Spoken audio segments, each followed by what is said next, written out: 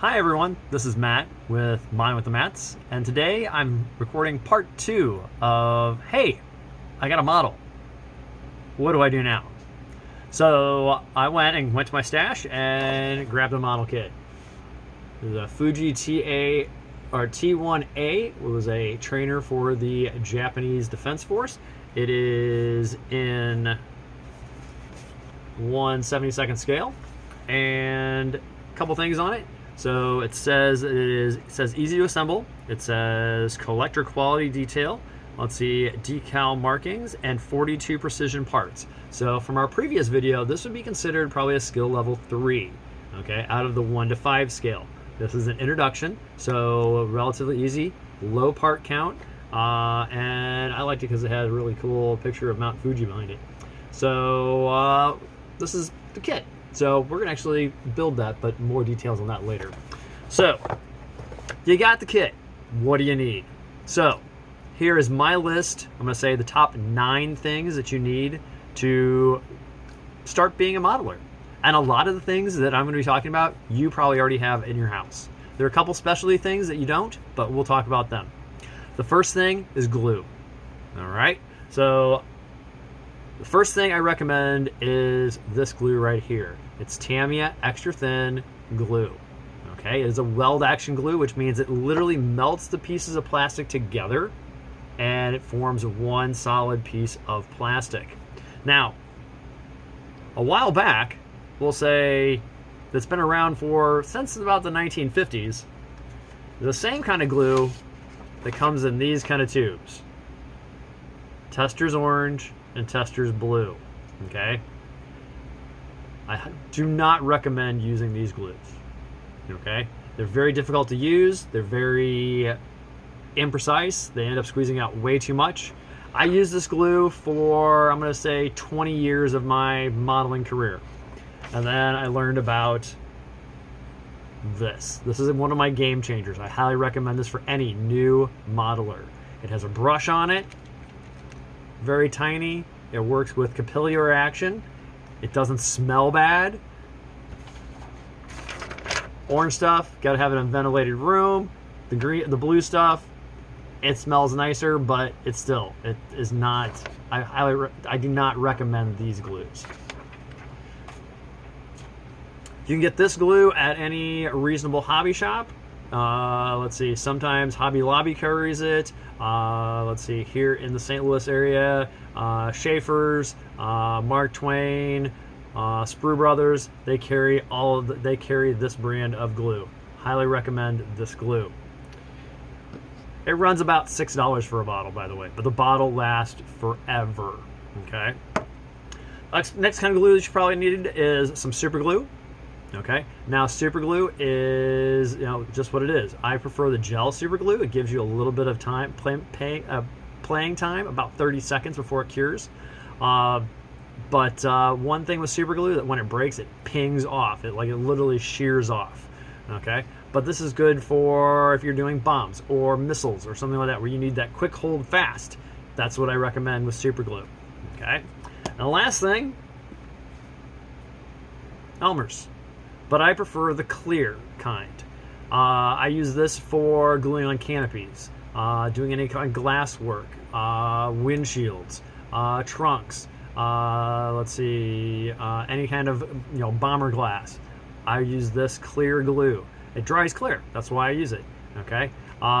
Never use super glue on clear parts. What it does, it fogs it and turns it white. So never use this stuff on clear parts. Use this stuff. About 99 cents. All right, next thing. Scissors. Or X-Acto knife. These are my favorite pair of scissors. My orange handled Frisker number 4 scissors. They are tiny. I use them for everything. Cutting parts off the sprue, cutting out decals. I use these. These are my favorite scissors. Okay. Yes, they're pricey. I will tell you that right now. They are pricey. Okay?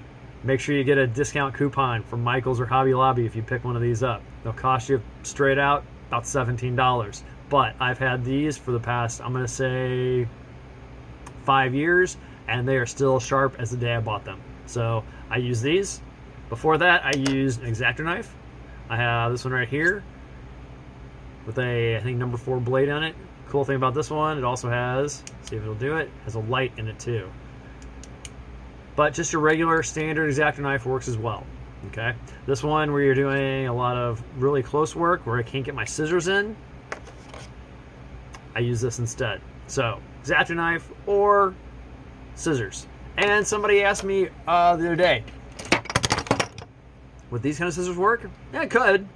I haven't used them for it, but with these, they might get dull after a while. So whatever works for you. All right. So we got those taken care of. So scissors, X-Acto knife. Next thing, sanders. Okay. Now, starting out, you can easily go to Sally's Beauty or have your wife go into Sally's Beauty or borrow them from her and get these. These are regular fingernail file sanders. This is a coarse one. It's 100 grit or 120 grit on one side or the other. This one is a combination. Let's see, the black is 600 grit, the white is 4,000, and the top is 12,000. This is for sanding off those places where you've cut it off the sprue. Okay, so you have those, but you can see, it's got the plastic and the paint embedded in the sander. Here's one on this side. Okay, it's literally took out a section of the sander of the sandpaper off of this sanding stick. I also have the one here where it also has a sponge in it, so you can actually push down and it conforms. Okay, you can do rounded parts so it doesn't rip them out. So you have those. They're about 99 cents at Sally's. Okay. Now, as I know, as I'm wearing my Flory Model shirt today, I'm a big fan of Flory Model sanders. Let's see. So these are actually designed for plastic. These are self-cleaning. Once you get done sanding, you just wipe on a piece of cloth and it's brand new. Okay. I've had this sander for probably 3 years. It's still got some grip on it on both sides, and this is their coarse sander. They don't label what grit theirs are. They do them by color. White is coarse, blue is medium, and green is fine. Okay, so they have that. They also have ones that are also built on sponges. Now, these will cost you a little bit of money, but they last forever. And they also have little skinny ones too. So, Flory model sanders. And you can get them here in the United States at, I think, High Altitude Hobbies, based in Colorado. Next one on our list. Well, we've got glue and all that. We've sanded it. We got to get it to stay together. Okay. Now, there's 3 different things you can use. Rubber bands, clothespins. They're just standard wooden ones. I think you can get a whole thing of these for like $3 at Walmart. Or I prefer these. These actually have little pads on them, so they actually can hold and they won't slide out. So I prefer these. I have a whole, if you see the other side of my model bench, you'll see a whole line of these. I use these all the time. So I prefer these. These are a little more expensive. I think they're about $4 to $6 for a set of like 24. But if you get that, you're good. I have a bunch of them because I build multiple planes at a time. So that's why I have those. So rubber bands, clothespins. The other one, tweezers. Okay. This help you for drying things, removing decals. I prefer these. These are reverse tweezers. You squeeze them and they open. So you can put anything in them and they will hold them. This is good for part drying. Let's see. So I use those. So I have a bunch of those. Or you can just use standard tweezers. Okay. These they're from. I bought these at, I think, Sally's as well. So they still work. So tweezers. So you've got clothespins, rubber bands, tweezers. My number 5, sticky tack. Okay, white sticky tack, or poster putty. Okay, again, it's good for holding pieces.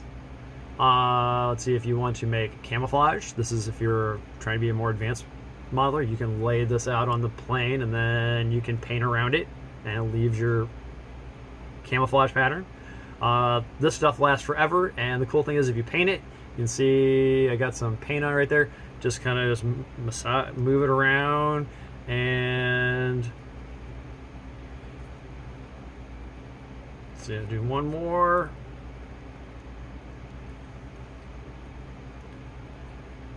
And all gone. So this stuff lasts forever as well. When it starts losing its sticky, go and go grab another thing of it. They come in little packs of 4, and I use one strip at a time. Knead it into a ball, warm it up, and then you get it all sticky and it does its thing. Let's see, number 6 on my list. A glass bowl. Relatively shallow, can hold a nice amount of water. This is for doing decals. So a glass bowl. The reason why we want to have it glass is that you can see where the water line is. You can see if it starts separating the decal from the paper. It's relatively easy. There's no color involved unless you set it on something. Have a little contrast with it, but glass bowl. No, 99 cents. Let's see, number 7. Also, going back to the bathroom, Q-tips. Okay, I get special these from Sally's because they are the pointed ones. This is for when I lay it on my decals. I rub this over the decal to wick up the extra water. Now, Q-tips. You're looking at a box for like $3. Or they're already in your bathroom. So there you go. So Q-tips. Number 8 on my list of things you should have. Tape. Okay, this is Tamiya tape. It's a special kind of tape for modeling. This is 6 millimeters wide.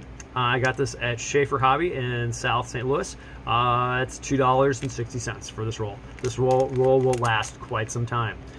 Reason we use this, again, holding parts, maybe holding a seam together while we're gluing it. Possibly if you're trying to mask off something, you can use that. That one's kind of optional, especially if you're a beginner. So we have that. And then number 9, paper towel, kitchen roll.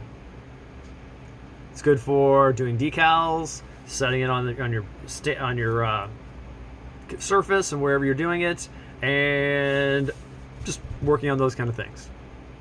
So it gives you a little bit of contrast, layer decals, those kind of things.